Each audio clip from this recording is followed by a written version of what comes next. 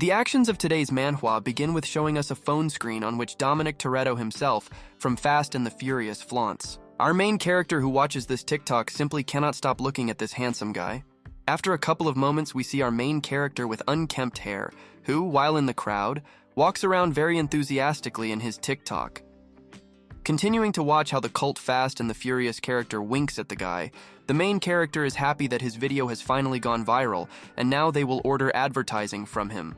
But the guy was so carried away by his fantasies about the success that he was about to receive, so he did not notice a huge truck on the road. After a couple of moments, our main character instantly leaves the world of the living, finding himself in some kind of white space in front of a girl in office clothes. This girl is clearly very unhappy.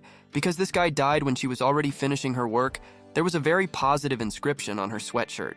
The worker of the world after death informs our main character, because his video amused many people, his merits exceeded the norm, so he can be reborn in another world. Hearing this, the guy is simply beside himself with joy.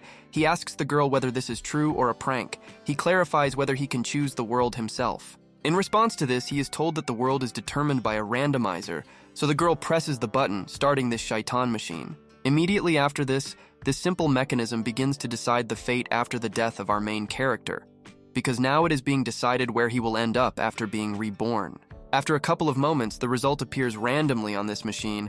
Our main character will become the strongest martial artist and demon lord named Ziwei. Seeing this, our main character is simply beside himself with joy. He is surprised and asks the girl if he is too lucky today. While collecting her things, the girl told the guy that since he had received an answer, he needed to quickly go through the door nearby because she was in a hurry to finish the work.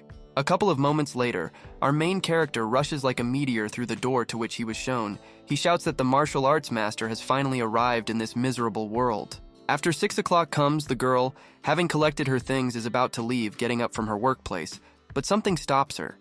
She saw something strange. Coming closer to the randomizer machine, this girl begins to pull out an option printed on paper that our main character came across quite recently. After the girl takes out this paper completely, she understands that the car is broken and did not show the answer completely.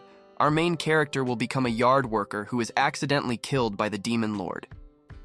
Meanwhile, the course of events moves to the very world into which our main character finds himself. At this moment, the weather is not very good for walking. A couple of moments later, we watch as our main character, lying in the rain, suddenly wakes up in the middle of this field near the mountain. He wonders where he is.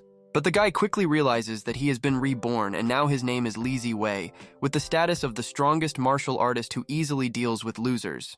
The guy just can't stop rejoicing at the fact that he was lucky enough to be reborn into the greatest martial artist and demon lord. Our main character actually continues to believe that he has been reborn as a demon lord, but he wondered why he looked like a ragamuffin.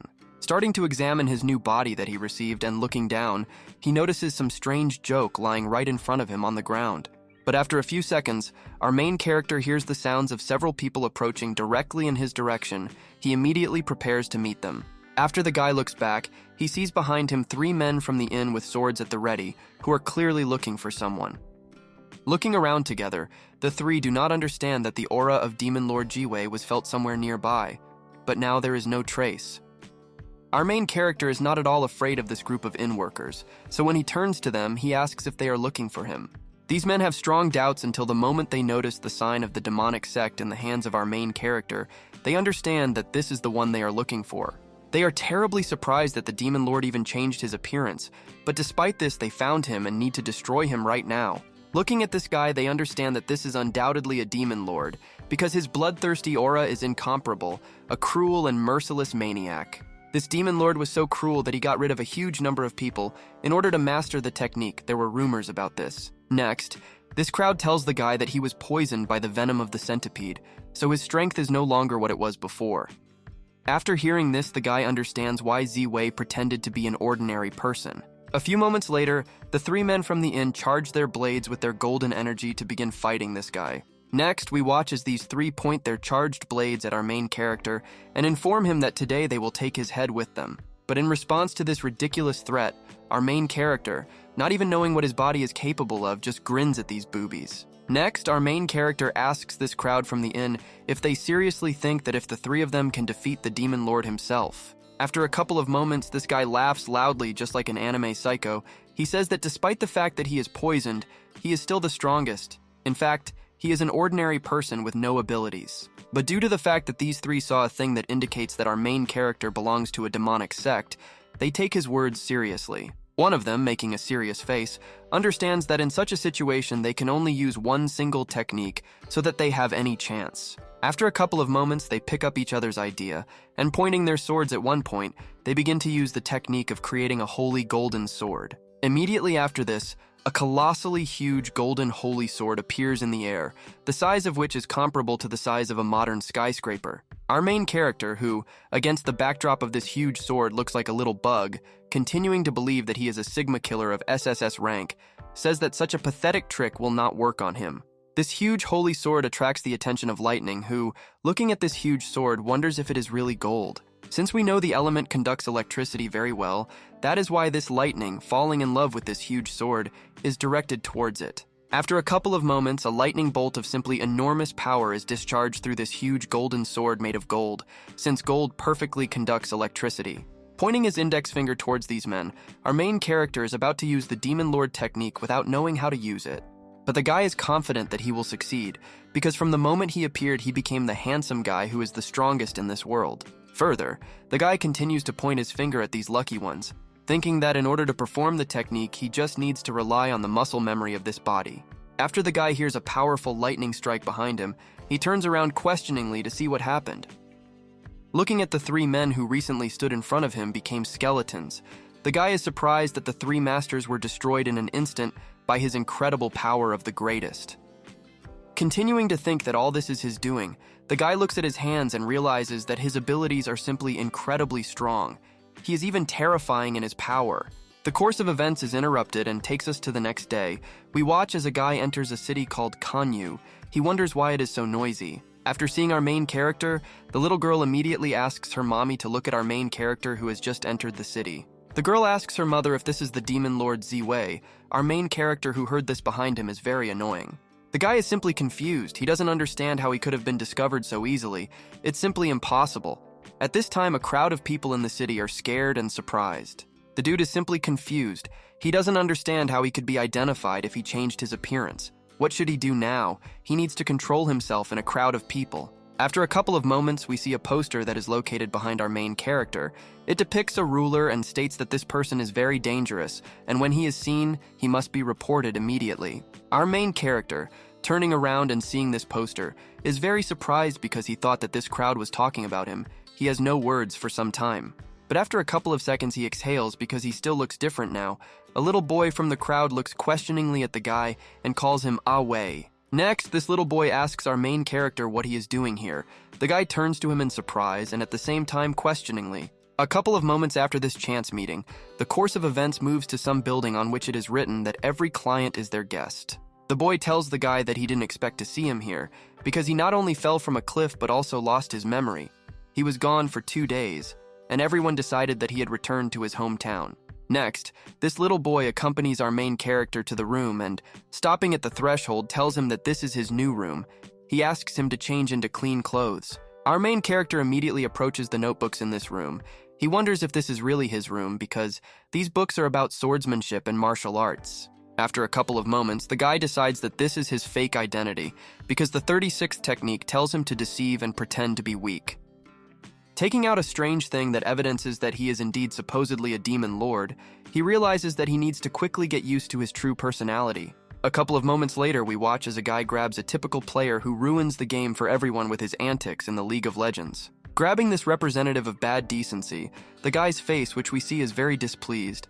He does not understand what the hell is happening right now. A couple of moments later, our main character is approached by a tracker who asks him if he has damaged his head so much that he is not even able to kill a chicken. Hearing this, our main character even finds meaning in this. He decides that he needs to slaughter a chicken in order to hide his bloodthirsty aura of a demon lord. The supervisor asks why the hell he is so slow. He will definitely inform the boss to reduce his pay for this month, because he missed work, and even now he cannot work. The man continues to be indignant, saying that he doesn't know how to do anything. He can't even pluck a chicken normally. All he does is constantly run around with his useless techniques. After a couple of moments, the man who is watching our main character work asks him if he is deaf or something, but our main character does not pay attention. Immediately after this, our main character makes a powerful movement with his axe, making 2 chickens out of 1. What kind of magic is this outside of Hogwarts? After this, the looking muscular man is very surprised and moves a little away from our main character while he asks him what's the matter. The guy who continues to think that he is the demon lord again makes the face of a psycho and asks the man if there is anything else he wants to tell him. The course of events is interrupted, and we are transported back several hours in order to understand how this misunderstanding occurred. We watch how the ruler easily deals with people. Next, we watch 2 survivors who are trying to hold out until reinforcements arrive. Today, they are obliged to stop the demon lord Ziwei. A few moments later, the real demon lord takes out his demonic power tablet to continue causing pure chaos. Seeing this sign, the surviving warriors understand that their affairs are very bad. Because he is going to use this sign to give an order to his subordinates, he must be stopped immediately. But it was already too late, because this pure villain, immediately after the girl's phrase, would launch a powerful attack on one of the survivors. This lord, who has just a huge amount of power, asks these losers if they really think that they have enough strength to stop him. A couple of moments later, we observe the real owner of the body into which our main character was reborn. At this time, he is burying someone on a high mountain. Approaching the grave, we understand that this guy just recently buried a chicken. The guy tells her that the visitor even starved her bones. Watching the first owner of the body, we observe how the guy, addressing the deceased chicken, asks her to make a promise that in her next life she will not become a chicken. After this touching scene, our main character gets up because it's time for him to get back to work. Behind him, there is a dark projectile that is moving along the route towards him. After just a couple of moments, this guy receives a powerful blow from this projectile right in the stomach. The blow is so strong that he goes flying. After this dark projectile passes through the body of this poor guy with bad luck, he begins to fall off a huge cliff. This is how the real owner of the body disappeared. He sacrificed his life in order to block with his body the magical projectile that contained the message of the demon sect. After we understand how this misunderstanding happened, we move back to our main character who looks contentedly at the beholder. This pumped up man is very surprised because something happened to this guy. Just recently, he looked like an ordinary scared kitten. Next, this supervisor tells this guy that he has been working here for several years, and he still dares to snap back. He asked him if he even knows who he is. This bald man got so angry that he started shouting at the guy, saying that instead of this chicken, he would use him for meat. Apparently, he had not been insulted for a long time. But the guy continues to think that he is the daddy in this manhwa. He thinks that despite the fact that this cook is in good shape, even though he looks like a complete fool, he can hardly be called a fighter. This cook was too offended to simply forgive our protagonist, which is why he grabs a deadly weapon, a long, wet fish. Immediately after he grabs the deadly weapon, he swings at our protagonist to teach him an important life lesson. Next, we watch as the cook makes a blow and asks what the hell is that look on his face, but our main character manages to avoid the blow. Immediately after this guy grabs a cleaver and points it at the cook, asking the cook to let him check how strong he really is. A man armed only with frozen fish asks our crazy protagonist why the hell he picked up a cleaver. Apparently, this cook was a little scared of a thin guy with a cleaver who was heading at him, so while moving back, he accidentally slipped on a pool of blood. A couple of moments later, we watch as this pumped-up man falls into the corner of this kitchen and releases the fish from his hands, turning him into a flying one, albeit not for long. After a couple of moments, the guy, feeling like the main character of a horror film, makes a blow with a cleaver. If he had been a little to the left, the man would have been in trouble. After making this precise hit, our main character moves towards this cook like a real psycho from horror films. The cook is already scared enough. With every second, the face of our main character becomes more and more terrible. He asks the cook whose life he almost took if he knows what his favorite dish is. Then the guy actually begins to list the recipe for his favorite dish. You can write it down. First, you need to cut the meat into thin slices. After the meat is cut into thin slices, they need to be rolled in a thin layer of starch, but it is important not to overdo it. The layer should be thin. Immediately after this procedure, you should add spices and begin marinating the resulting thin pieces of meat with thin layers of starch. The last step is the most important part of cooking. You need to fry the finished pieces over low heat, and you can add more spices in the process. After these simple steps, you get a delicious dish that can be made in less than half an hour. The guy named this entire recipe from his past life. After a couple of moments, our main character runs his sharp cleaver across the man's face, saying that pork meat is usually used for this dish. Grabbing his head and looking down at this poor cook, he asks him if he has tried such an exquisite dish. All these procedures of intimidation from our main character work perfectly, because we are watching a cook who, as a grown man, screams and cries in fear. The psycho is surprised that he hasn't done anything yet, and the man is already crying. He thinks that it would be a shame for the great demonic sect if he killed such a pathetic guy. Standing in front of the victim, the guy says that it was more boring than he thought. The man, trying to save his life, says that he only has muscles so the meat will turn out tough. After a couple of moments, our puzzled protagonist looks somewhere to the side because, thanks to his spider sense, he feels a lot of looks on him from the outside. Looking to the side, our main character sees 3 workers standing in the doorway watching him. He asks why they froze. But these workers had already seen that our main character was a real psychopath, so they replied that everything was fine, and they should go back to work because they had a lot of things to do. Seeing this scene, our main character exhales sadly, wondering why everyone here is so ugly and submissive, although their submissiveness is also not bad. A couple of moments later, a little boy already familiar to us who brought him here from the main street of the city quietly makes his way to our main character. Looking down, our main character looks in surprise at the little boy who is pulling him by his blue robe. This little boy in the eyes of our protagonist looks so charming that he has no choice but to stop the chaos. At this point, the course of events ends and we are transported to the firewood storage room in which our main character is currently located. Moving inside this small room, we predictably see in front of us the brushwood and small bundles of our main character. Meanwhile, the guy lies contentedly on his bed, which at first glance is not very comfortable. He is happy that he has finally moved all his things here. The guy yawns very much and sheds tears because of this. He understands that he will need to start studying all sorts of cultivation techniques and understand how things are going with the demonic sect. Looking at the ceiling, the guy thinks that it will be hard, but no one said that the life of the strongest martial artist in the world could be simple. In addition, today he met one promising boy, and this is good news in no way because our main character simply liked him. The guy, remembering this boy, understands that you need to start practicing martial arts from childhood, because if you start early, in the future you will always be confident in your abilities. After the guy gets up from his hard bed, he realizes that his tummy is very hungry and he needs to solve this problem. That is why, after a couple of moments, our main character leaves his small house, because he needs to quickly have dinner and talk with that guy. Suddenly, our main character hears some strange noise somewhere in the distance. Judging by the noise, someone is having a hard time right now. Moving to the source of this noise, we watch as this little boy who liked our main character is thrown around like a soccer ball. After a little boy hits a wall and becomes cornered, the bully who bullied him asks him if our protagonist has really lost his memory. In front of us is a guy named Qian Wazin. His position is that of an ordinary servant in an inn. He doesn't believe the words of this little boy. Next, this bully continues to threaten this little boy. He hits very close to the boy's head. He knows that he knows our main character well. He even noticed that these two are suitable for each other, because the owner of our main character's body is a loser and a little orphan boy. This blonde hooligan continued the interrogation by asking why the hell they attacked the cook, because everyone knows that he is the brother of their owner Zhao. He would watch him teach them all a lesson. But after a couple of moments, Qian Wazin quickly abandons the option that his boss will deal with these losers, because he has a better idea. Immediately after this bastard wonders why he himself does not take revenge for their master's brother. Then he looks at the little boy as a victim. The face of this oaf at this moment takes on some very strange grimace at this moment in his head. There is only the thought that he is a real genius of this ancient era. Next, this guy, pointing his finger at the little boy, said if he doesn't want his life to end here, then he must immediately bring this guy to him. After a couple of moments, a strange rustle and a series of sounds are heard somewhere from the side, which makes this idiot turn back and be surprised.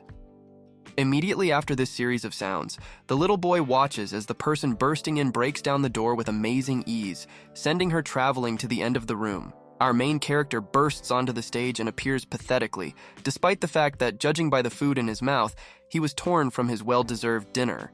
Despite the fact that the guy intervened in a rather serious situation, he was so arrogant and confident in his abilities that he continued to have lunch. The guy told this annoying blonde to shut his mouth because he had already been hurt enough.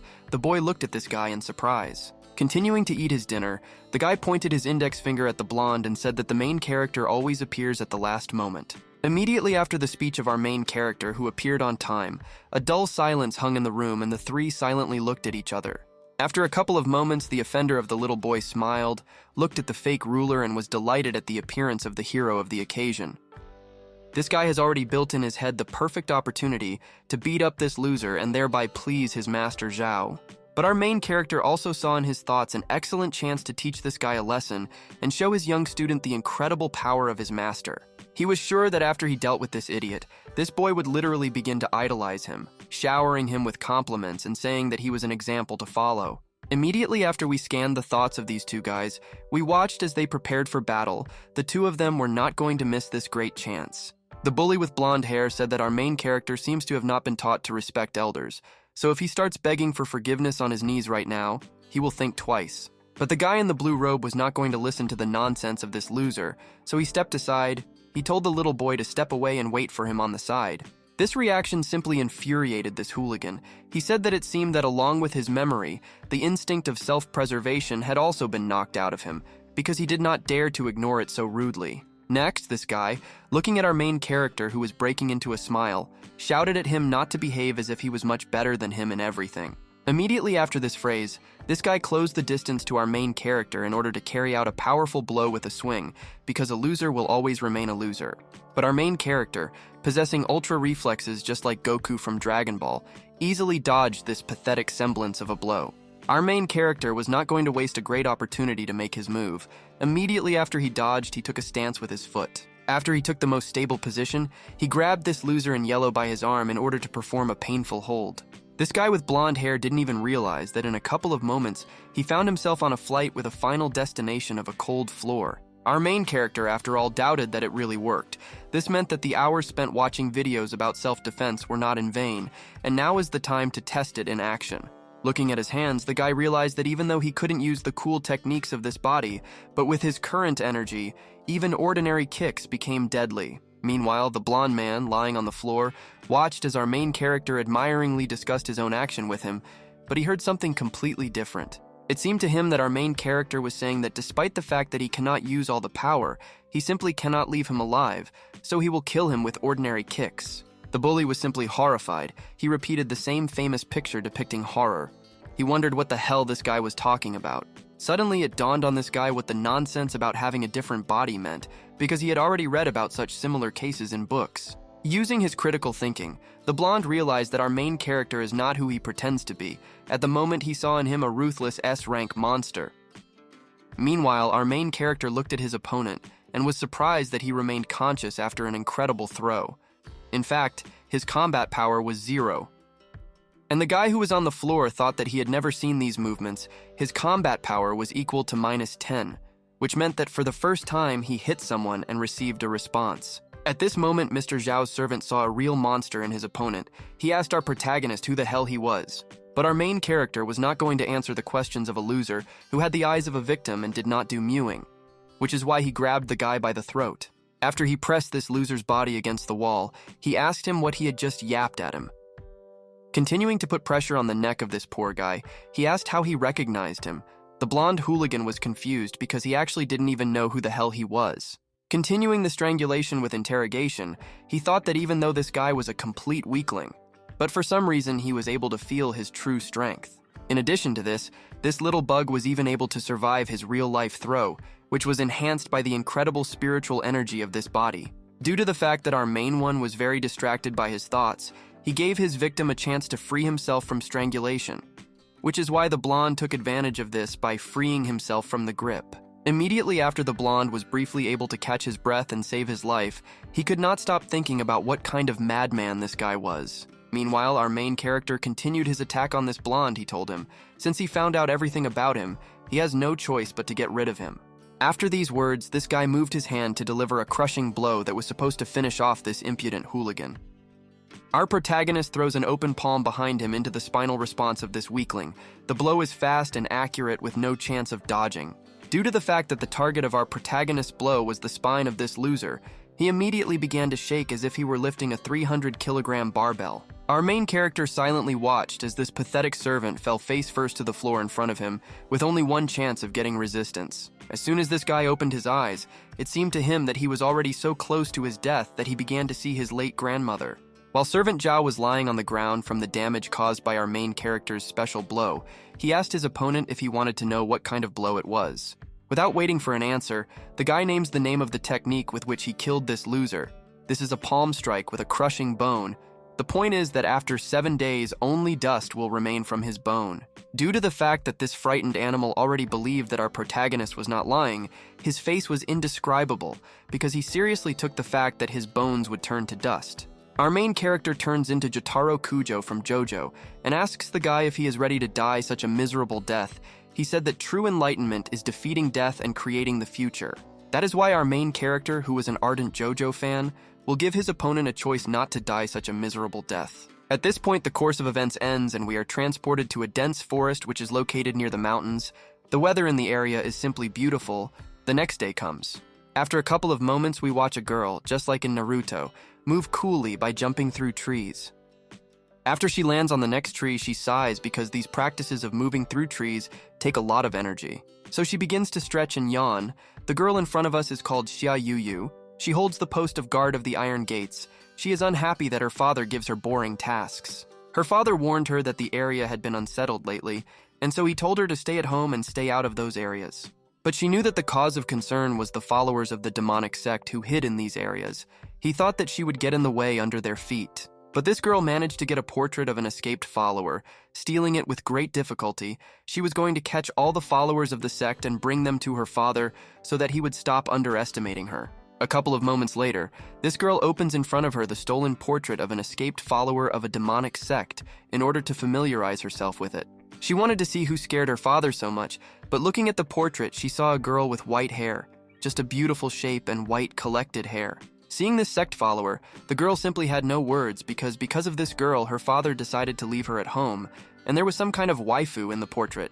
Immediately after this, she tore this portrait into 2 parts, wondering why the portrait of this woman was so different from ordinary portraits of criminals. Clutching the torn portrait, she said that she would not be surprised if all the guards of their city were exterminated by such remnants of followers, because they would clearly fall for her. Suddenly, this girl's attention switches to something that is happening below. She takes her eyes off the torn portrait of the waifu and carefully looks down. Looking down, she sees our main character with his little charming student, Xia Yuyu, who can see everything from a bird's eye view. A little boy asks Brother Wei if it's true that if he learns martial arts, some loser hooligans will stop bullying him. Brother Wei replies that this is undoubtedly true, because he himself saw how easily he dealt with the bully. He tells the guy that if he learns martial arts, the whole world will begin to admire him. But while our main character sat down near the wise tree, he thought that the whole world might also be hunting for the little boy.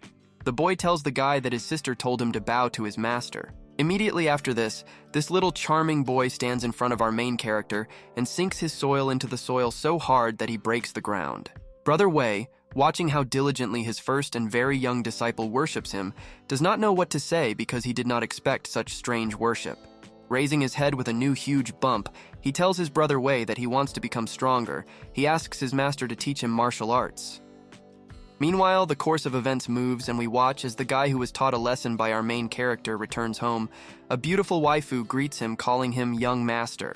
The beautiful waifu tells him that he came just in time because he just recently received a letter from the capital, but the guy was not in the mood at all. He walked past the girl, saying that he didn't care what was going on in the capital. He continued by saying that he didn't have precious time to waste on the chatter of old people. The beautiful waifu puts the letter aside and instead offers to help the young master change his clothes and apply a medicinal compress to his back.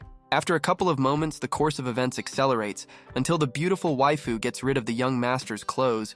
She notices a huge palm mark on his back. After she sees this, she puts down the piece of clothing and asks the young master what the hell this is with a horrified expression on her face. This guy's maid, with tears in her eyes, asks him who did this. She tells him that he even had an imprint of the blow, because even mosquitoes do not dare to bite the master. The girl plunges into thought in order to understand who dared to do this, but the young master interrupts her by saying that he does not need to apply any medicine. This guy was tormented by piercing pain in his back for many years. Even the capital's doctors just shrugged their shoulders. The pain subsided only thanks to compresses. But our main character, who just recently struck this guy in the spinal region in a couple of movements, corrected him from his illness that had haunted him for many years. But the true reason that we know is that not a single doctor, even in the capital, dared to treat him with harsh, necessary methods. He began to look for meaning in the action of our main character. He immediately believed that he did this deliberately in order to confront him with the choice he was talking about. With this very action, he left the young master with a serious choice to join him or die from having his bones turned to dust in 7 days. This thin guy, after realizing what was happening, grabbed his robe and set out to talk with our main character. The girl did not understand what was happening. After a couple of moments, the course of events moves, and we are again transported to the same mountain forest in which Shu Yu, Brother Wei, and his student are located. Approaching our main character, we watch as the two trained all day. He and his student tried hard to maintain concentration. While the two continued to train, our main character told his student that martial arts teach not only how to fight, they also teach the importance of unity of spirit with body. After a couple of moments, Brother Wei sighs heavily and wipes the sweat from his forehead. He informs his young student that they had a great workout today. Next, the guy headed to the nearest tree in order to get comfortable. He told the student to continue training, while he thought about what exercises would suit him. Having sat down comfortably, our main character came to the conclusion that he still did not understand how to begin the demonic techniques that belong to the Demon Lord.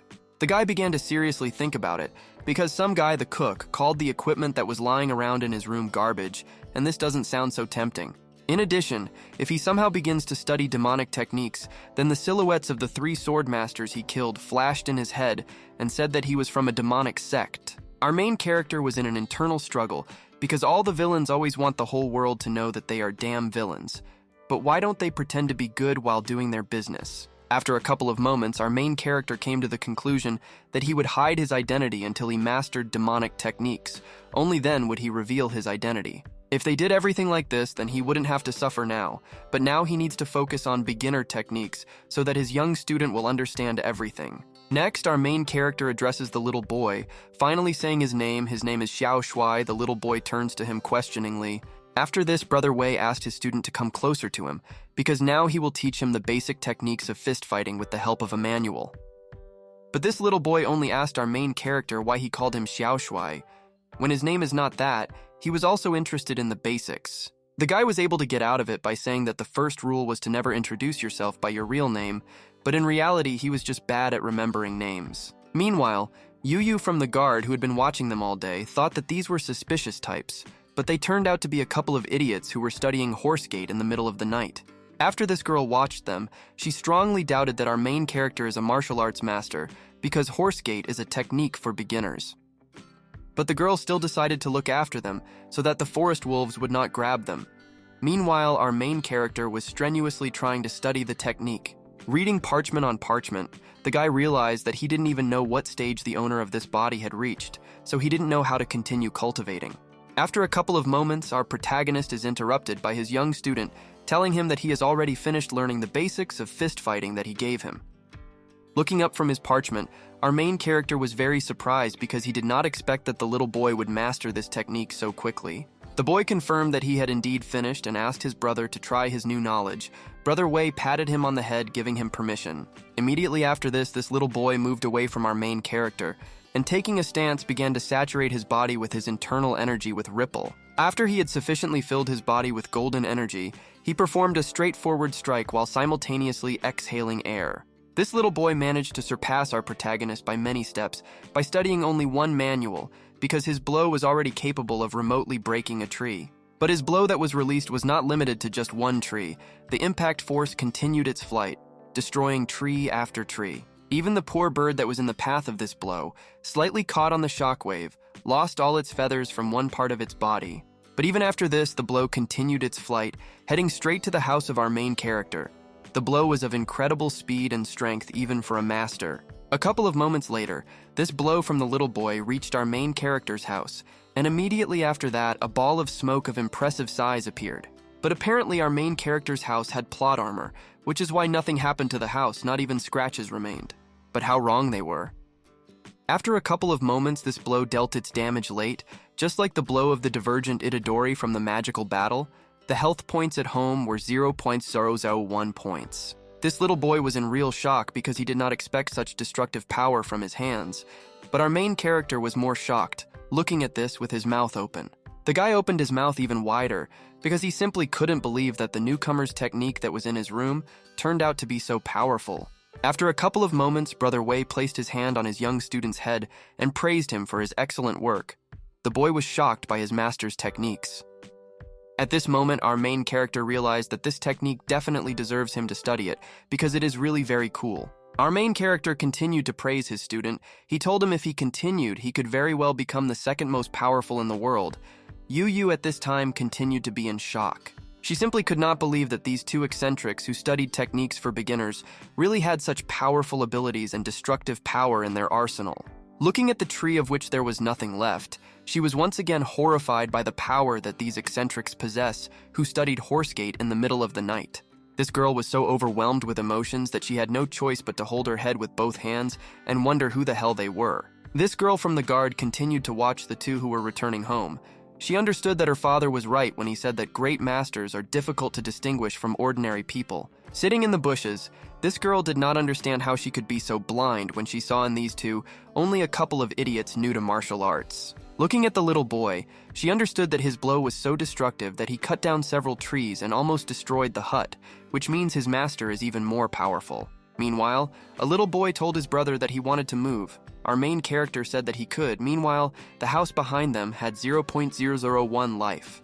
After a couple of moments, our main character pointed his index finger at the hut that stood behind him and said that this hut would be too small for them. With his light touch, our main character inflicted that same 0.001 damage, thereby starting the destruction of the hut behind him, which was his home. A couple of moments later, the hut behind the two began to crumble, just like the personal hygiene of a person who started playing League of Legends. The house began to literally crumble. Meanwhile, Yu, who continued to watch from the bushes, could not believe that this guy destroyed his own house just because it was too small. A couple of moments later, another guy crawls out of the bushes next door and also can't believe his eyes. Yu is surprised even by this because she didn't notice him. Even our main character believed that he had such destructive power. He said that he needed to learn to restrain his power. The little boy was shocked by the power of his master. Immediately after this, our main character began to reason and came to the conclusion that all this is certainly cool, but now it seems they will have to sleep on the street. A couple of moments later, our main character was embarrassed by a scream that came from the direction of the bushes. The blonde hooligan called our main character a master. Immediately after our main character turned towards the bushes, he saw the very guy whom he taught a lesson. Now he rushed into an embrace with his leg, calling him a master. This guy only thought that this guy is an incredible guy. It doesn't matter who he really is, the only thing that matters is that he's damn strong and destroys buildings with his touch. Looking at the remains of the hut, he continued to be surprised and wonder at what stage our main character was at. He assumed a stage no lower than that of a saint or a king. Our main character tried to get rid of this obsessive guy by telling him that he would never take on a student of that age. He tried to unhook him from his leg. This guy with blonde hair continued to try to convince our main character by saying that he himself gave him a choice and he chooses to be his follower. But our main character doubted the use of him. But this guy immediately solved the problem by saying that he had a lot of money. He could help his new master with the renovation of their house without much difficulty. Our main character doubted that the servant in the tavern could have a lot of money, so he told him that there are hundreds of ways to appease him, but you can't get him with money. After a couple of moments, the course of events is interrupted, and we move to the moment when we observe the very surprised face of our main character. He clearly saw something. What surprised our protagonist was the luxurious house. The blonde said that there is a limit on the amount of money that can be withdrawn from a bank account, so he limited himself to only a modest house. From the words of this guy, our main character was in real confusion, because he could not believe that this idiot really calls this house a modest house. He was not going to dodge the question, and asked him directly why the hell he works as a servant in a tavern when he has money like Bill Geist. The blonde explained that the reason for this is that the strength of a martial artist in their world comes first, saying that beyond Yuhang City, forces from the shadows are in charge, and the boss is just on the list of killers. This guy continued by saying that he got a job as a servant in the tavern of the boss Zhao, who rules the city from the shadows, because what's the point of money if he doesn't have power? After listening to all this, our main character asked his apparently new student why he didn't give his boss some money if money also has power.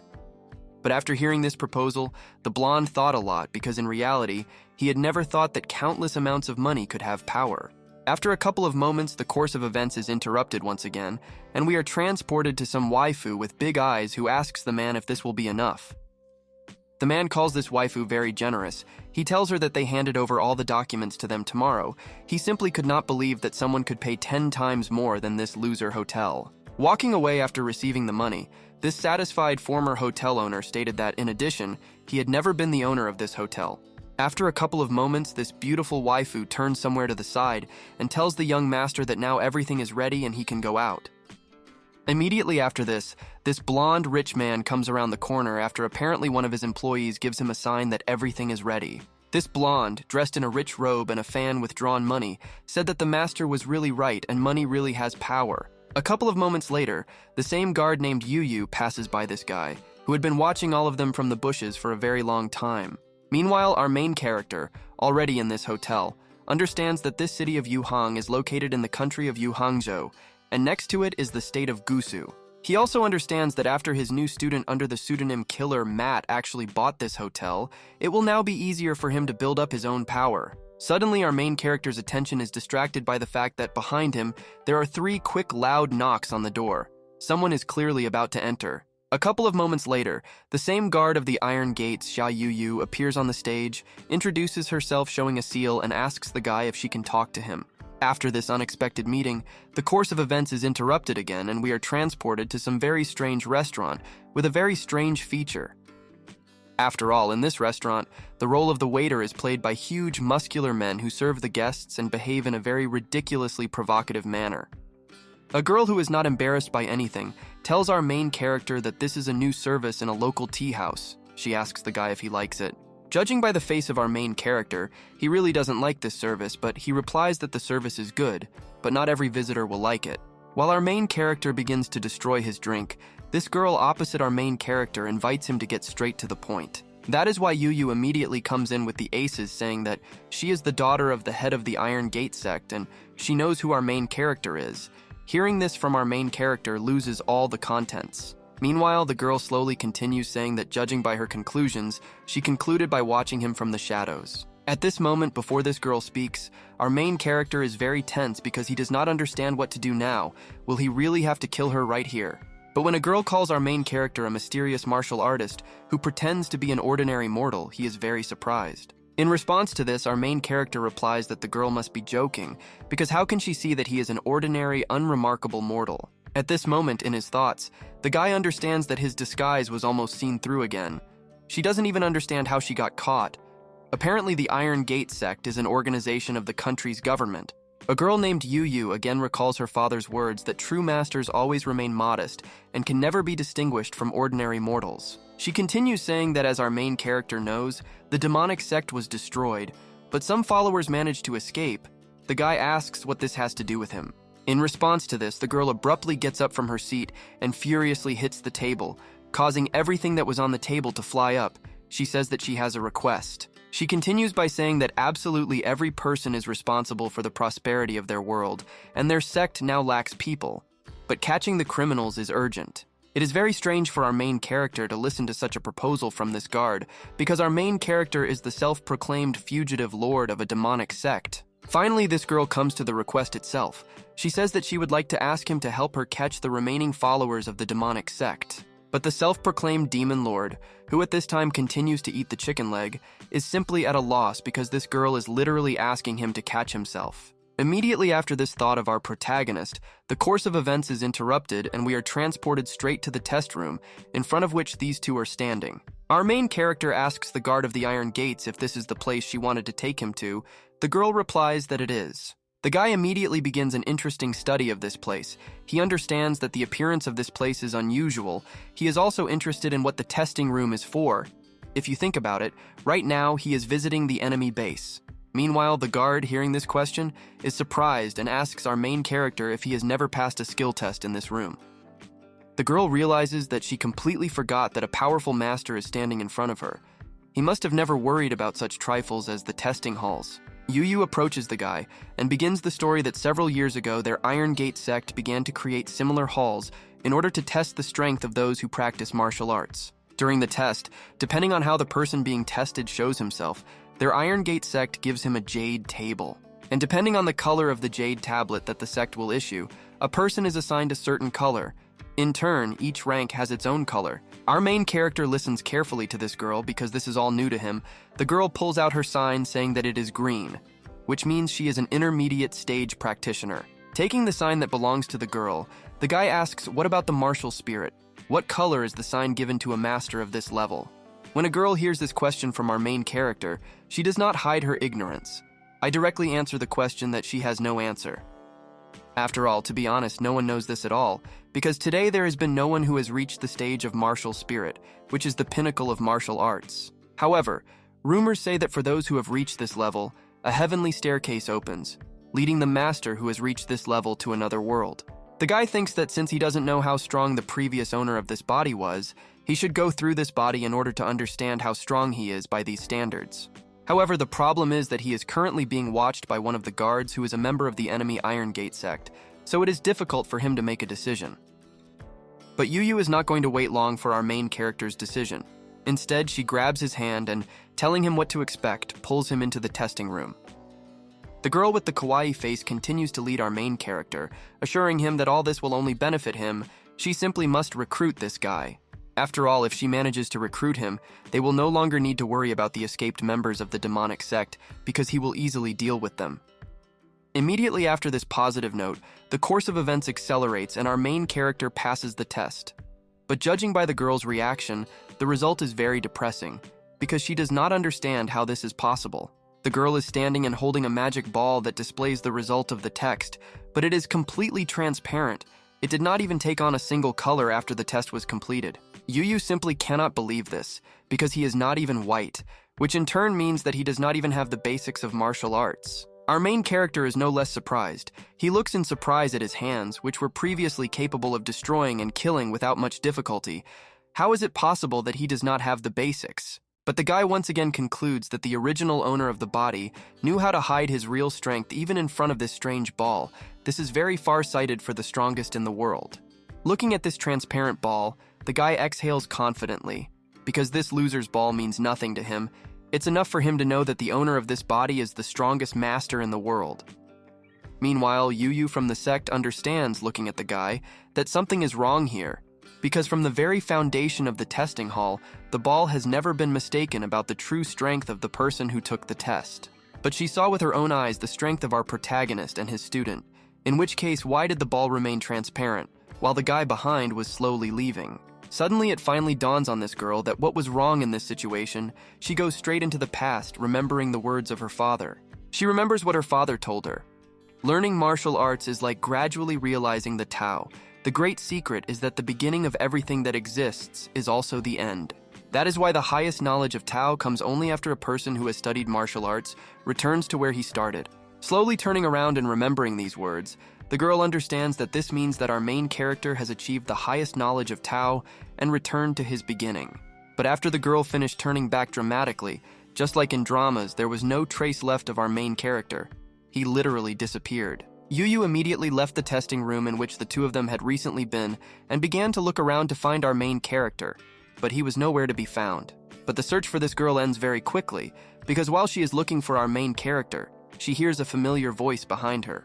It's her father who asks her what she is doing.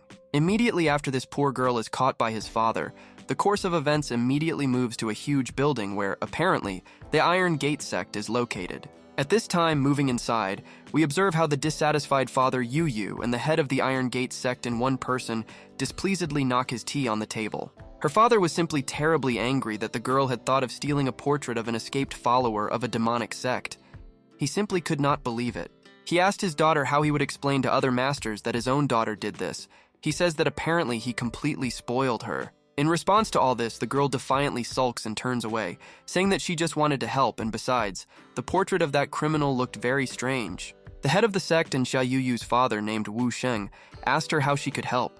Besides, their sect gave a lot of money to the artist who has been borrowing such things for many years. Next, this serious man opens the portrait completely in front of him and asks his daughter what could be wrong, because this is a simple damn portrait. But after the head of this sect sees this portrait for the first time, he is very embarrassed and probably understands that this portrait was too strange. The embarrassed head of a powerful sect puts this portrait under his robe, saying that he is forced to confiscate this portrait for himself. The daughter's reaction was ambiguous. Yu was not going to retreat, she said, even though they will destroy the demonic sect. The sect lord himself and many are still at large. If he manages to gather strength, it will be a disaster. A man drinking his Lipton green tea tells his daughter that this does not concern her at all. All those who manage to escape are the strongest followers of the demonic sect. Father Yu continues by saying that the strength of Demon Lord Ziwei himself and this woman in the portrait is not something to be taken lightly. He continues by saying that at the moment the demonic sect has been destroyed, so they shouldn't rush too much. They need to think carefully about everything before taking action. A couple of moments later, the girl asked her father what would happen if the master of the stage of the martial spirit about whom legends are made appeared himself. The sect master, hearing this question from his daughter, is greatly surprised and asks his daughter what she means. The girl clarifies her question by asking her father what will happen if a martial artist who is at the martial spirit stage joins their Iron Gate sect. After a couple of moments, the course of events is interrupted by acute questions, and we continue moving into the luxurious but called modest house of our protagonist. Meanwhile, on the street near this house, a little boy and the killer Matt are persistently engaged in high chair training, while our main character is at home. Meanwhile, he studies the way of the sword, hand-to-hand combat, the Heart Sutra and internal energy, and does not forget about the study of hidden weapons. All these techniques are contained in this magic talisman. There are a lot of high-class techniques of the demonic sect hidden in it. The former owner deserves the title of the greatest, but now it is all his. Holding in his hands a technique that last time the little boy tested, proving that even a beginner's technique can have incredible power, but this time he will try something different. After our main character comes to this thought, a brilliant idea comes to his head that he is going to bring to life right now. Immediately after this, our protagonist comes out of his humble courtyard to meet his students. His young student asks if he is finished and what they will practice today. The little boy asks if they will practice the previous technique again, but our protagonist smiles and replies that today they are learning something different. At this point, the course of events moves back to Yu, who diligently tries to convince her father by telling him to believe her at least once. Continuing on the way somewhere, the girl promises her father that he himself will understand everything when they reach their destination. She says that she cannot lie. The girl swears to her father that she personally saw how the little student of our protagonist knocked down a dozen trees with just one blow. Hearing this, the head of the sect cannot believe that a 6-year-old child knocked down a dozen trees with one blow, and his master destroyed a house with one finger, because if it were like that, everyone would know about it. A couple of moments later, Yu and her father finally reach the house of our main character. But from her face, it is clear that she saw something very surprising. The father of this girl also sees that his daughter stops very strangely and spreads her arms to the side. A couple of moments later, we see our protagonist's young student standing in his power stance again, and once again gathering all his ripple energy. After being filled with the special energy of his spirit, the little boy opens his eyes, along with him. The essence of the Buddha living in him opens his eyes. Then above this little boy who continues to gain strength, appears a golden Buddha image that is the size of a modern skyscraper. Yu, who comes with her father, sees this. Her father wonders what the hell is going on in this damn courtyard. After this sect leader sees the huge Buddha that the little 6-year-old boy summoned, the man's dentures come out and his eyes leave their sockets. A couple of seconds later, a huge hand of a golden Buddha moves towards them and is directed towards them to strike. After a couple of moments, the man realizes that this hand, which was summoned using the technique that the little boy performed, is moving towards them. He immediately stands in front of his daughter in order to protect her from massive damage. He shouts at her to hide behind. After a couple of moments, this man creates a seal with his own hands in order to summon a protective technique, in order to save himself and his daughter from possible death. Immediately after the seal was folded, a rather large dome covered the two in order to escape. The girl inside is surprised because her father just used the 9-bend heart defense formation. The girl understands that this formation is the final form of the bronze dome technique. Meanwhile, this girl's father is going to direct all his spiritual energy into the dome in order to survive. After the blow of the huge golden Buddha hits this shield, it begins to crack like an eggshell, but he still manages to withstand the blow. Immediately after delivering one attack, the huge Buddha begins to slowly crumble, smiling. The little student of our main character is very happy that he was able to use this technique. He immediately tells the master about it.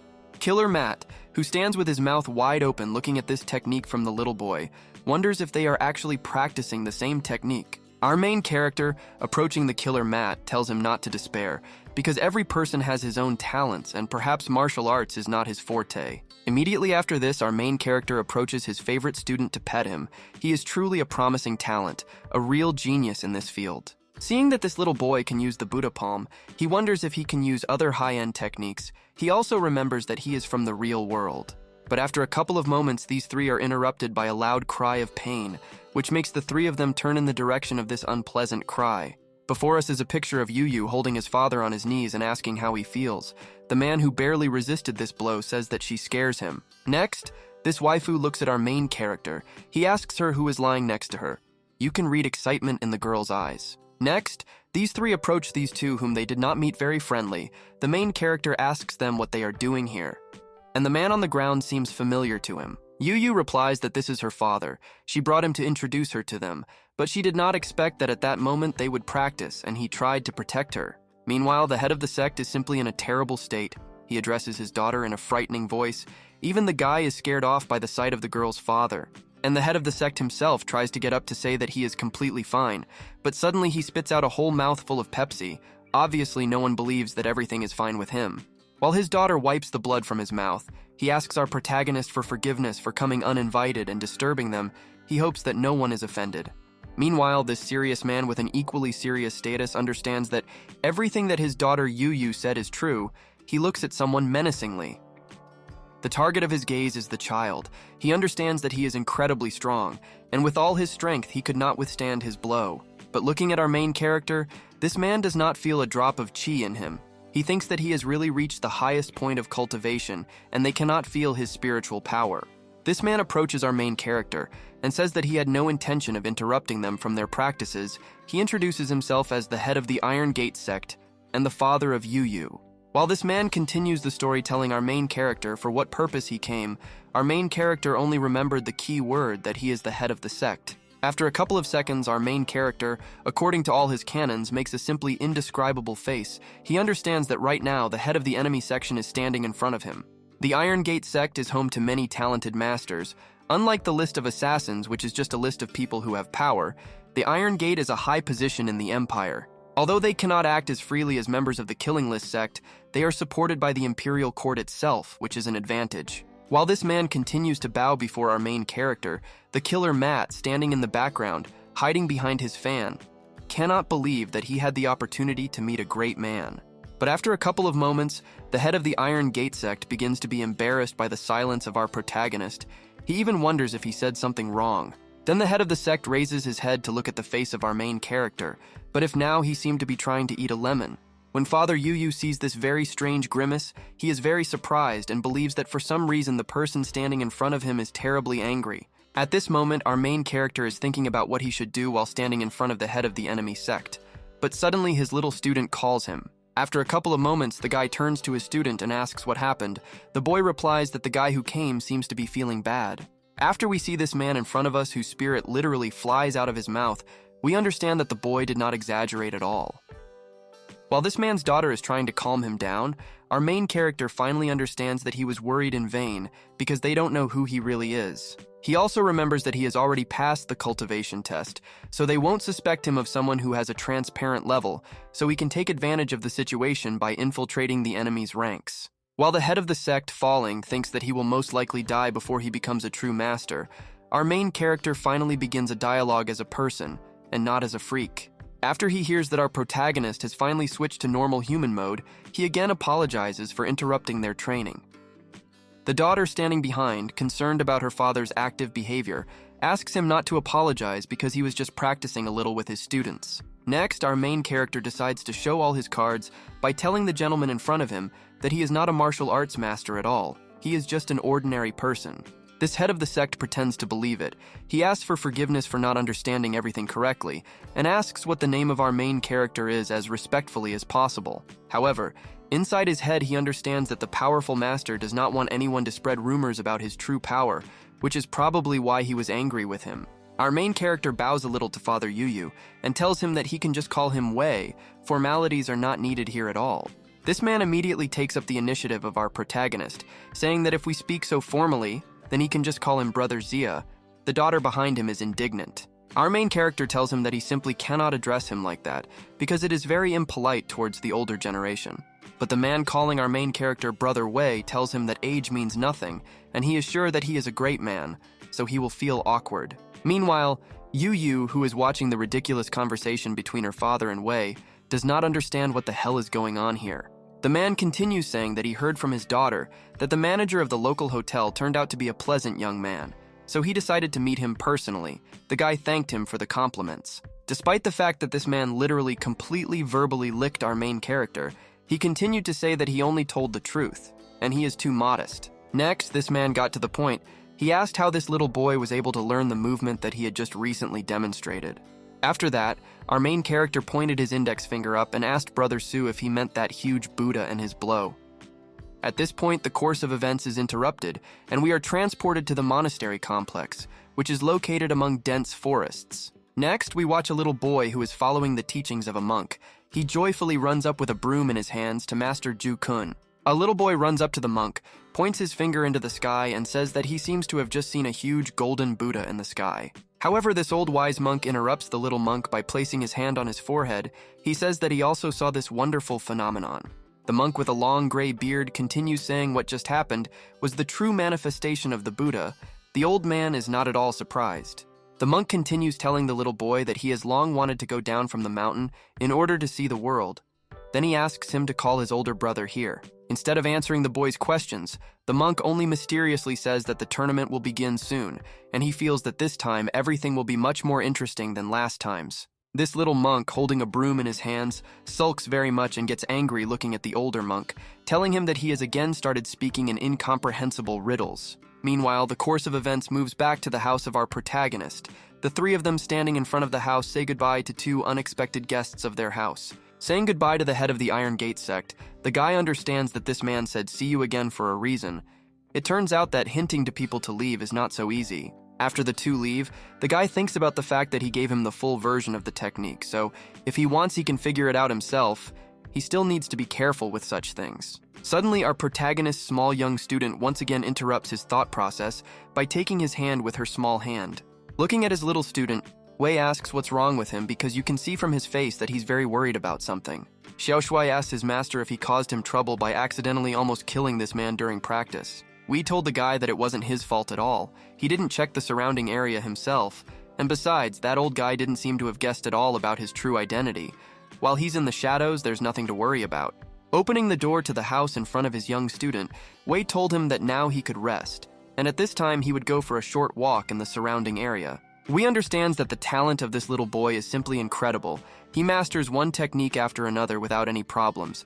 It will be difficult to keep him in the shadows. A couple of moments later, we watch as Xiao Shuai is left all alone in a huge house. He is convinced that Wei has really left. Immediately after some time, Xiao Shuai takes off his hat from his head for the first time in the entire manhwa, revealing long purple hair. It turns out that this boy is a girl. She thinks that the master is very kind to her, so she should work even harder in training. After a couple of moments, the course of events moves to our main character who, not knowing how destructive this technique will be, moves away from people. Looking at a high sandy mountain, our main character notices that someone is coughing on the top of this rock. He wonders if there is really someone there. Moving up, we see that the same one who escaped from the demonic sect is there. She cannot believe that she did not have time to heal her wounds, and they have already found her. But despite the fact that she was found too quickly, she is ready to fight. It is for this reason that she immediately begins to charge her hands with demonic energy. Next, the girl dreams of this dark magical projectile into the sandy mountain in order to destroy it, so that she has some chance of holding out a little longer. She understands that she simply cannot afford to die here, so she will do everything possible to hold out. Even though her wounds are still too serious for her to fully use her techniques, she is still trying to survive because her master is still waiting for her. Her eyes begin to slowly close. She tries not to lose consciousness. She needs to collect all her spiritual energy. But suddenly she smells a familiar smell. Before she completely passes out, she sees before her eyes, which are about to close, our main character who asks her if everything is okay with her. After a couple of moments, we watch the picture as the girl, with the help of our main character, still gets out of the sand mountain, which is being destroyed in real time. After this scene, the course of events is interrupted, and we are transported back to the house of our main character. We see a huge amount of bloody bandages on the table. Immediately after this picture, we see our main character, who is very tired of dealing with these bandages. He sits down on a chair and exhales. After that, he drinks his well-deserved glass of green tea in order to relax because he is already tired of messing around with these bandages and blood. Looking at the girl he managed to save, he understands that the night was difficult. But fortunately, he watched a bunch of scientific videos in real life and knew what to do in such situations. This girl, despite the fact that she is unconscious, continues to say something about the master. Even the guy notices that despite the pain, she continues to think about her master. Suddenly, our main character knocks on the door. He goes up to it, opens it, and sees in front of him a little girl with white hair. A little girl in a pink robe reports that a mistress said that she wants to talk to him. The guy wonders what kind of mistress wants to talk. Next, the same girl named Yu from the Iron Gate sect approaches, and entering her house greets our main character. The main character, closing the door to his room with his body where the runaway girl from the demonic sect is located, asks the mistress why she came. In response to this, the girl immediately hands our main character some kind of bag. She tells him that it is for him. Her father asked her to give it to him. The guy, wondering what else this is, tries to immediately open it. Yu asks him to stop and not open it right here. A couple of moments later, a sound like an explosion comes from our main character's room. Even a girl standing 10 meters from the door hears this sound. Meanwhile, Wes, who is cosplaying a scene from The Terminator, pulls his hand out of a whole sea of objects, all of which turned out to be the contents of the bag. Getting out of this sea of objects, the guy understands that this bag was a spatial bag that is capable of storing much more than it seems. While sorting through all these countless objects, our main character asks Yu what it is and what it all means.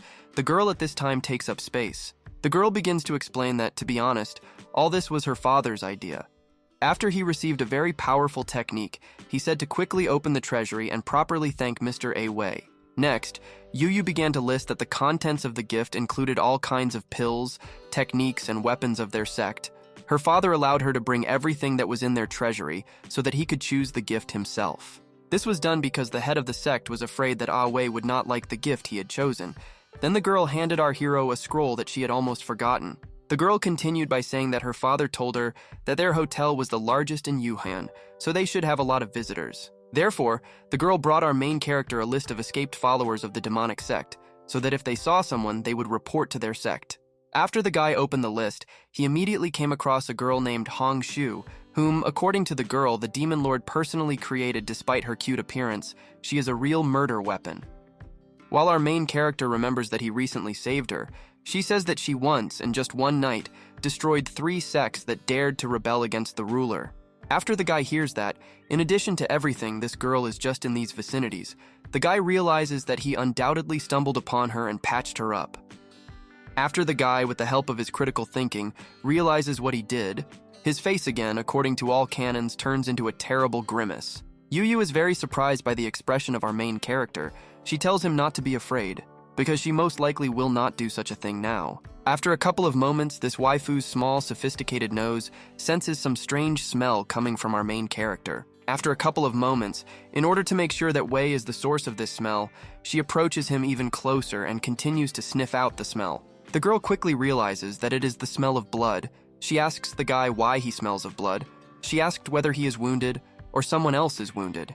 Meanwhile, our surprised main character pulled away from this girl because he was very surprised that the girl realized that he smelled of blood. He even suggested that she had a dog's nose. Seeing that Ah Wei was not going to answer the questions, Yu took action. She looked at what was behind our main character and realized that that room reeked of blood. But our main character blocks the way into the room with his body and tells the girl that this is his bedroom and she is not supposed to go there without his permission.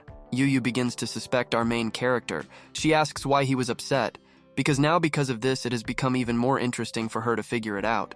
After a couple of moments, this girl did not wait for permission from our main character. Instead, she opened the doors because she was sure that the bedroom was in blood. The guy was simply an indescribable horror after he saw that the girl was heading to his bedroom, because now she would see everything. After the girl approached his bed, she opened the curtains and her arguments that there was a lot of blood on his bed were confirmed. She told him that he should have immediately said that he was wounded. Meanwhile, the guy was shocked that the girl he had brought and saved from death had disappeared. He assumed that she heard the noise and immediately disappeared. We began to explain to the girl that she had misunderstood everything, because this was not his blood. The fact was that yesterday he came across a wounded kitten and decided to treat it, and after treatment it suddenly disappeared. Meanwhile, the wounded girl was hiding from above, and the guy could not believe that he had accidentally stumbled upon a follower of the former owner of his body. Yu was surprised that Wei met a kitten, because almost no one keeps cats in their city. Perhaps it was brought by the students of the Wangu Palace. She expressed her regrets over the escape. The girl continued saying that the Path of the Sword tournament will be held soon. The disciples of Wangu Palace have arrived in the city, and cats are their sacred animals, and the city will also be quite lively.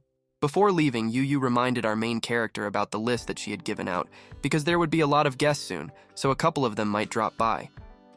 Meanwhile, the guy, after hearing about Wangu's palace, remembered that the 3 sword masters said that the ruler was poisoned with centipede poison, but he could not deal with everyone. Next, our main character decides to ask the girl if it is still possible to sign up for this tournament. The girl answers him that it is possible. Yu asks the guy if he wants to enroll his young student.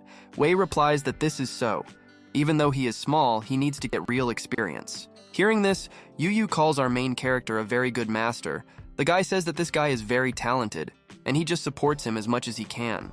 The guy understands that if he, being the greatest, appears at the tournament, it will be suspicious, so he will take advantage of his student. He cannot miss the opportunity to take revenge. A couple of moments later, our main character leaves his bedroom with Yu. He begins to think about his supposedly escaped followers. Immediately after this girl sees that everyone has left the room, she gracefully descends to the floor without making a single noise.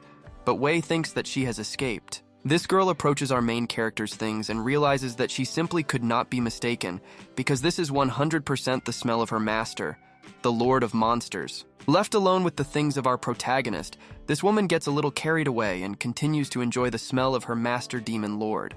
The course of events is interrupted at this point, and we get acquainted with the tournament. The Sword Path Tournament is a competition among sword masters, which was jointly established by 3 great sects, but the sword has ceased to be an attribute of the tournament. After all, after some time, masters of other martial arts began to participate in it, since the winner was awarded with magnificent pills, artifacts, and so on. The winner will not only make himself known to the entire Jianghu, but will also have the opportunity to contact the 3 great sects, thereby climbing to the top of this world. Therefore, for many, winning the tournament is the goal of life, and of course, among the participants in this tournament there are especially talented fighters. Suddenly, the course of events abruptly continues, and we say goodbye to a typical tavern. We hear loud screams from the killer Matt, who is begging the master for something. Looking at the killer Matt himself, we watch as he, trying to tear his handkerchief with his teeth, belittles our main character so that he too participates in the tournament. Putting his hand on the guy's shoulder, our main character tells him that it's not that he doesn't want to take him with him, so he has nothing to worry about. The fact is that he needs a person who will cover for him, and he is perfect for this role, so he trusts him, and when they get ready, the hotel remains with him. Hearing this, the emotions on the killer Matt's face quickly change. Now he is ready to cry with joy. He is very pleased that his great master trusts him. Next, we watch as Wei and his student go into the distance, and the killer Matt, waving his grip, shouts that he will wait for them here and will look after them at the hospital. Wei notices that from his lips it sounds strange. The course of events stops briefly and continues on the street, which is very crowded with people. A thin man confronts a fat man that he is not following his number. This man is trying to get through to see what the whole crowd is looking at in such surprise, because he is wondering what this big guy is staring at. But after this guy manages to see what the crowd is looking at, so stunned and drooling, his jaw, like everyone else in this crowd, drops. The reason for the surprise of the crowd is our main character who, in Gucci outfits and luxurious armor and Buddha beads for 23,333 silver and a fiery brass knuckles for 66,666 silver and much more, walks down the street. He also leads his little young student, whom he does not know is a girl, but she is also dressed according to all Gucci canons in the coolest armor. A little student asks her master why people around are looking at them so strangely. At this time, she is wearing a Qian-kun protective plate worth 38,180 silver.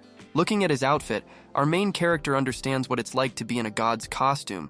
Envious glances fly from everywhere, but it will be difficult for him to walk around in this, so it's better to take it off. But looking around, our main character understands, using his critical thinking, that something is definitely wrong around him. He wonders if this tournament is really prestigious, because around him he sees only old people and the sick, which does not really resemble prestige. Suddenly, our main character is addressed as a younger brother. The addressee says that he is apparently participating in the tournament for the first time. Turning around, we see in front of us a whole bunch of muscular barbarians who tell Wei that all these treasures will not help him, so he can give it to them out of the kindness of his heart. Our main character calmly puts his treasures in a spatial bag donated by the head of the sect. He tells these klutzes that this is all a gift from his student, so he cannot throw them away. This beefy gorilla with muscles starts to blend in a lot.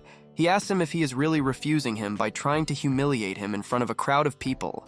But our main character is too busy and arrogant to pay attention to some stupid gorilla, so he is immediately distracted by something along with the crowd. Next, the guy sees that some luxuriously dressed girl is handing out scrolls to everyone.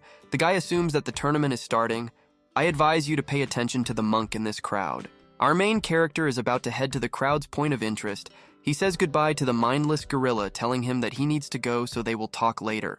While Wei was taking his scroll, he was thinking that the big guy looked like a supporting character, so he thinks that he will be eliminated from the first stage of the tournament, so it is better to concentrate. After the luxuriously dressed waifu finished handing out the scrolls, she said that it seems that everyone present here has already received their tasks on the scrolls. While the entire crowd began to familiarize themselves with the contents of the list, the girl announced that the first stage of the tournament would last 12 hours and start in half an hour, so she wished everyone good luck. But our main character apparently wasn't happy with something, so he shouts to this waifu who was handing out tasks to stop. Wei tells her that he came to a martial arts tournament. Why the hell is he forced to collect herbs? He feels like an employee who was hired for nothing. Our main character was terribly saddened by the task that he had to complete because he was not a fan of working with his hands or working in general. Another problem was that he couldn't find a blade of grass even if he had a photo of the grass, so he would have to refuse to participate. The course of events ends here and we are transported to a dense forest nearby, observing the picturesque views of the mountains and the beautiful night starry sky. Going a little lower, we see our main character and his young student who lit a fire, and this is the only thing they have done in a long time. The little student of our main character was already sleeping like the dead. At this time, we notice a strange rustling sound in the bushes not far from our main characters. Then we see one of the bandits who tells his boss that they have been watching this garbage for half a day. He suggests getting down to business because it doesn't look like he is a real master. The second robber agrees with the first, saying that this guy is not very smart, since he came to the treasure square with a child for whom even one blow would be enough. Further, the boss of these idiots said that if they sold all his goods, they would earn as much as they could not earn in 20 years of orders. And he also noticed that he noticed his bag in which there were even more treasures. After a couple of moments, this mountain of testosterone decided that it was time to attack our main character and rob him of earning a fortune. Immediately a few moments after the leader ordered, the fourth robbers flew out of the bushes and were going to grab our main character. But raising their heads, they saw a trap net already flying towards them, which was about to fall on the heads of these idiots without brains. After a couple of moments, these four previously formidable bandits become like butterflies that will very soon become beautiful. The head did not understand that he dared to interfere with their plans. After a couple of moments, our main character, who was actually awake, pulled on this strong net in order to transfer the trap to a new state. After these four bandits, after activating the mechanism, turned out to be idiots hanging upside down, our main character said that he had assumed that they were a bunch of second-rate characters. Meanwhile, our main character, who was given spiderwebs for 25,788 silver by Killer Matt, felt like a real Spider-Man who administers justice. After a couple of moments, our main character deliberately let go of the bandit leader so that he fell to the ground. He asked him if they thought that he was a complete cretin. In fact, our main character from the very beginning deliberately flaunted his treasures in front of everyone and pretended to be a rich guy who imagined himself to be a martial arts master. Our main character was simply sure that some idiots like them would definitely fall for his trick and covet his treasures after falling into his trap. Even when our main character took the scroll with the task from the girl who was responsible for it, he glanced at this guy to make sure that he was caught. Looking at him, he immediately realized using his critical thinking that he would go out of his way just to try to steal his armor. Next, our main character again turned on the Jack the Ripper mode. He stepped on his own strength in the face of the bandit in order to scare him properly. Looking at him from top to bottom, he understood why villains love to manipulate people, because the sensations are simply incredible. But nevertheless, you need to get down to business. Looking at this loser, Wei continued telling him that, to be honest, he is not too familiar with this area, or with the world in general. Increasing the power of his psycho mode, the guy continued to escalate the situation. He said that for some time he did not want to shine, but they left him no choice. Then our main character, turning on the madman mode, looked at this frightened gorilla and asked this crowd of losers if they would help him with something. The course of events stops and we begin to observe Yu, who at this time is talking with someone and expresses surprise that this particular person was assigned to lead the tournament. Yu's interlocutor replies that nothing can be done because no one ever knows what is on the Emperor's mind. She asked if Yu's father knew about this and whether he told her about it. Yu replied that he didn't tell her anything, and lately he hasn't been talking to her at all, because now all he does is stay in his room and never stop training. Next, we see in front of us Meng Qianqiu, who is a saint from the Wangu Palace. She says that Uncle Xia could not break through to the stage of the Holy War, although he has long mastered the defense technique. She continues by saying that when stagnation appears at this level of cultivation, it becomes incredibly difficult to break through to the next stage. Usually it takes a master a lifetime to break through. Yu tells the girl that she knows her father, so no one can convince him it's better to just forget about it. Yu also wanted to tell her about the hiding master she met. Having heard that Yu had met some master, Qianqiu became incredibly wary. Apparently she had already figured out why this was said. After that, this girl put her hand on Yu's shoulder and asked if she again liked some person of unknown origin. This saint asked Yu if she knew what sect he was from, who his teacher was, and where he was from. Yu only answered her friend that now her face was too scary. She asked this girl not to worry, because her father had already sent someone to get information about the master she was talking about, so there was no need to worry. Yu continues saying that this master also loves small animals very much. He even sheltered an orphaned child, that's how generous he is. The girl continued to give enthusiastic comments about our main character. In the end, she called him simply a great person. Meanwhile, the course of events is interrupted, and we are just returning to this great man who brought the muscular bandit to his knees. A couple of moments later, this pumped-up gorilla brought our main character that same black ginseng. For some reason, it didn't look at all like the one in the picture.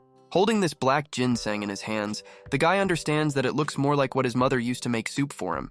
He was very puzzled by the appearance of this thing. After this bandit heard that our main character's mother was preparing him black ginseng soup, his surprise knew no bounds. He could not even imagine how rich this guy was. A couple of moments later, our main character told the bandits that they had completed their tasks, so now they could go. The bandit understood that he would never understand the whims of rich people. This bandit didn't even immediately understand that our main character had let them go. He was very surprised and asked our main character if he really would just let them go. Our main character asked this scumbag if he really thought he was worthy of a man of his position getting his hands dirty about him. In fact, it was a matter of problems. Next, our main character told this bandit that every life is worth something, politely asked about this from the benefactor who decided to save the life. We continued saying that since they are colleagues in villainy, then he will give them one free useful advice that will help them a lot. Next, Wei talks about how he made so much useless cannon fodder. He meant his videos, that he learned to easily get rid of disposable ones, has videos that didn't fly. Our main character continued by saying that in order to reach the pinnacle of martial arts, excellence alone will not be enough. It is equally important to have a head on your shoulders. After the bandit heard that our main character was getting rid of disposables, he thought that he was saying that he easily gets rid of bodies that have already served their purpose. Immediately after the guy understood Wei's words in his own way, he took his 3 friends and ran away as quickly as possible, saying that he had no more questions and they were leaving. At this funny event, the course of events stops and continues when a new day arrives. The time for submitting the first task of the tournament will very soon end. After a couple of moments, we watch our main character, who has just recently woken up. His young student immediately notices this and approaches him. Our main character slowly comes to his senses and asks his student what time it is. Apparently he didn't sleep very well. Our main character slept the whole day, because his student tells him that it is dog hour, which is between 7 and 9 p.m. Our protagonist's young student then hands our protagonist some strange fruit. Wei asks what it is. It looks like a sugar apple. Wei's young student points his finger somewhere into the distance. He explains to the guy that he took it from there, because when he woke up, this mountain was already here. Our main character, looking at this huge mountain consisting of black ginseng, could not believe his eyes. How this huge mountain of expensive plants appeared in front of them while they were sleeping.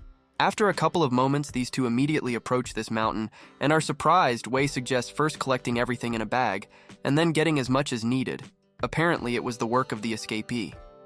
All this time, these two were watched by the same waifu who was saved by our main character, and because of his smell, she now considers him her master. A couple of moments later, we move to the delivery point for collected rare plants. The same girl with the status of a saint from other lands is checking the fruits. Seeing this pathetic semblance of black ginseng on the table, this girl shouts displeasedly that it is a failure and that it be removed immediately, because it looks more like a joke from a dog. The girl continued to scold the poor tournament participant. She said that there was no point in this. She also added that it would be easier to simply order a large batch from the merchants. But the same woman who was distributing tasks asked the girl not to say that, because this year the weather was unpleasant and the harvest suffered. This girl continued by saying that even the great sects could not afford to be led by unscrupulous traders who brazenly inflated the price of black ginseng. The indignant girl objected, saying that these rats simply wanted freebies under the guise of nobility. They also dared to put all this dirty work on the Wangu Palace. A couple of moments later, our main character approaches this girl from another state and asks her if she needs to take ginseng here. The girl can no longer wait for the end of all this. Next, our main character opened his spatial bag and told the girl that their task was too vague, so he didn't know if he brought what he needed. Meanwhile, the recipient of the fruits listened away in a terrible mood. She was terribly annoyed by his criticism because she herself drew pictures of the herbs. But what this girl saw a couple of seconds after our main character used the donated bag from the head of the Iron Gate sect, her eyes lit up. She simply could not believe her eyes. She thought that she was sleeping because in front of her there was something wonderful and indescribable. In front of the girl was a whole mountain of black ginseng of the highest quality, and in huge quantities. She was surprised because even after digging up a whole mountain, she couldn't find that much. After a couple of moments, our main character looked out from this mountain of top-quality ginseng, and reminded that the task did not say how much was needed, he asked the girl which ones she needed. This little girl with a saintly status simply couldn't believe her ears. The guy standing in front of her really didn't understand what he had just brought her. Our main character, observing the strange reaction of this girl, assumed that he had done something wrong. He asked directly whether he had brought the wrong thing for change. The girl, taking one of the roots in her hands, said that in fact, one root of lower quality would be enough to complete the task, but the guy suggested that she take everything. Hearing this proposal, the two were very surprised. She wondered if this was a serious proposal. Did this guy really not understand their true value?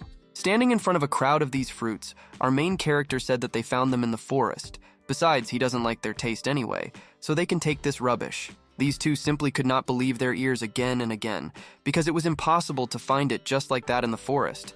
And when he said about the taste, they did not understand at all what he meant. The girl turned on her critical thinking and realized that the task of the first stage of the tournament had been deliberately spread a long time ago, so everyone knew that it was the Wangu Palace that would collect ginseng. Looking at these two, this woman from other lands concluded that this guy brought this gift to improve relations with the Wangu Palace. She realized that this was the most likely option. Having confirmed to themselves the authenticity of this theory, they admitted that this guy is really generous, because this is quite enough to contact the Wangu Palace. Then this very confident girl told our main character that in this case our main character can return back to her. There is no need for formalities because he helped her. Meanwhile, our main character, looking puzzled at this girl with purple hair, did not understand what kind of righteousness she was talking about and what she was even talking about. Next, this girl told this guy that Wangu Palace accepted his gift and was ready to have a good relationship with him. But after Wei heard that they were from Wangu Palace, something clicked in him. Next, this girl extended her hand to our main character and introduced herself as a saint from the Wangu Palace named Ming Qianqiu. She asked the guy what his name was. As a bonus, at the end of the chapter, we were shown how this Meng Qianqiu depicted black ginseng with her ingenious drawing. Apparently, our main character accepted this girl's offer, because after the course of events resumes, we see our squad in full force going after this girl. Killer Matt at this moment was more happy than others. He could not believe that he was invited to the official venue of the sword tournament. He will forever remember this moment. This terribly joyful blonde clung to the hand of our protagonist, saying that he was very glad that he would no longer need to look after the hotel. From now on, he would consider the master a resurrected father. But our main character did not share the strange emotions of his student. He told him to let go of his hand, otherwise he would again poison him to guard the hotel. After the two walked several tens of meters, the killer Matt said that from the looks of it, you couldn't tell that they were walking through the official venue of the tournament. The girl responded to this by saying that there are no people here. Since this place has long fallen under the influence of the three great sects, she also revealed that the first stage of the tournament is a trap that few can overcome. The girl continued by saying that all major sects were sent direct invitations to the tournament, so powerful masters gathered here. Even those who pass the first stage do not always advance further. While the killer Matt continued to be in shock, our main character began to understand what it felt like to be in contact with the dark side of this world. The girl noticed Wei's comment, saying that it was very difficult to get to participate in the second stage of the tournament, but since he helped a lot, she would get passes for them. Our main character folded his hands in front of him to thank the lady for such a generous service, but in fact the guy still did not understand how he helped her so much. Walking a little further forward, the girl informed us that food and overnight accommodations were provided for the duration of the tournament, and now she would take our squad to the hotel. After a couple of moments, she takes our protagonist student in her arms, saying that he's probably tired of stomping his feet. In fact, he's not the least bit tired. Meanwhile, our main character has already done a full analysis of this girl. She is a self-confident, arrogant lolya who loves when she is praised. He also wondered whether he could trust her.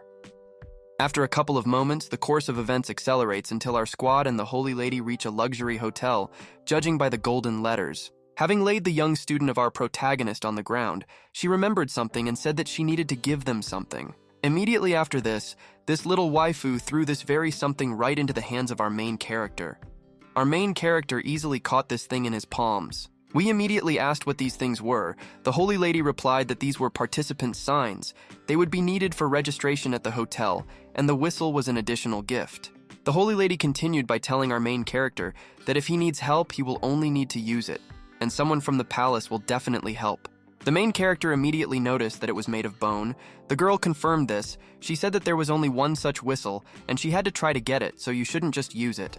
But our main character immediately decided to try this whistle, despite the girl's words, but it did not work. And the angry holy lady recalled her words. After our main character entered the hotel, he was surprised that this hotel had a very good design. The decoration of this hotel was indeed very good. It immediately reminded our main character of the decoration of a 5-star hotel from the real world.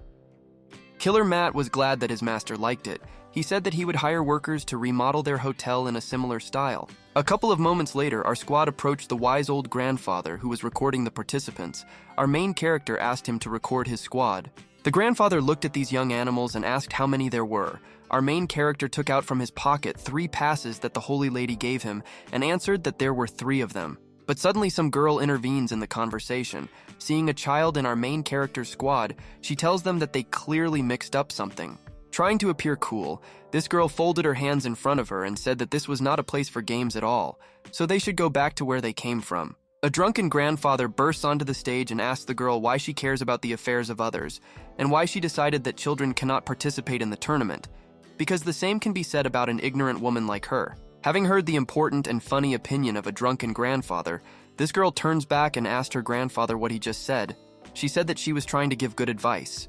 Meanwhile, the grandfather, who continued to consume large amounts of alcohol, which is harmful to health, he said what she heard. Next, this girl loudly made a dissatisfied sound. She told her grandfather that he was an ass who was not able to distinguish good intentions from bad ones, so there was no point in talking.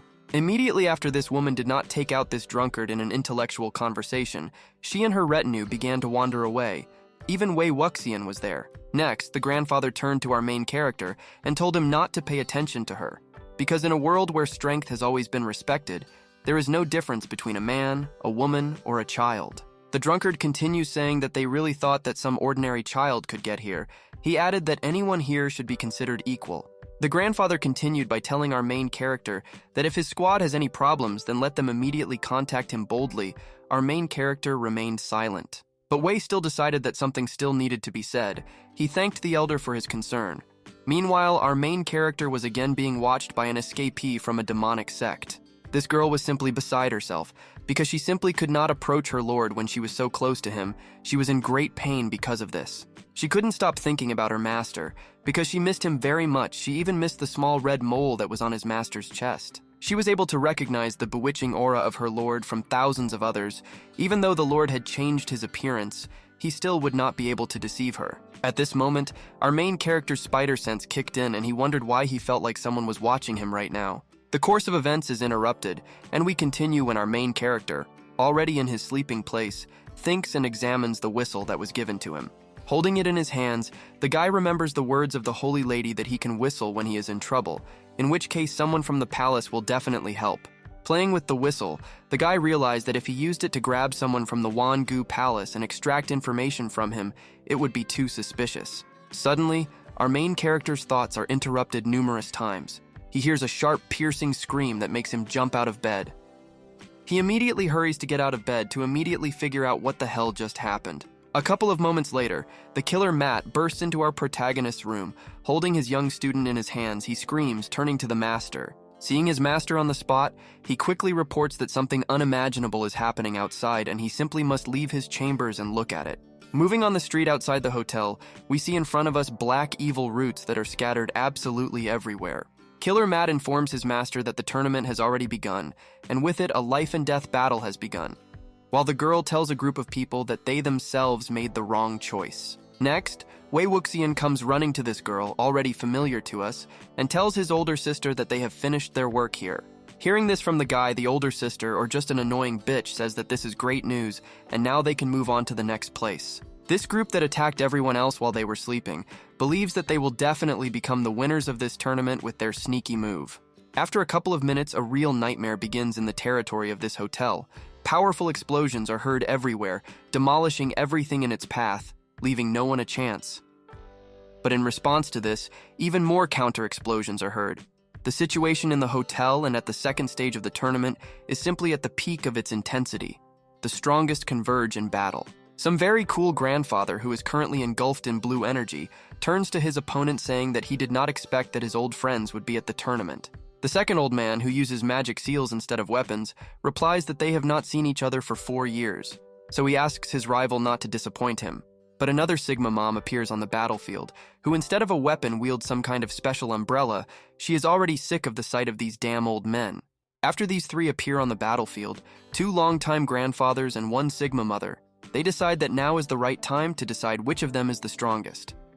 Next, these 3 head into the heavens. They are so faster that as spectators we see only 3 clots of energy that move at incredible speed.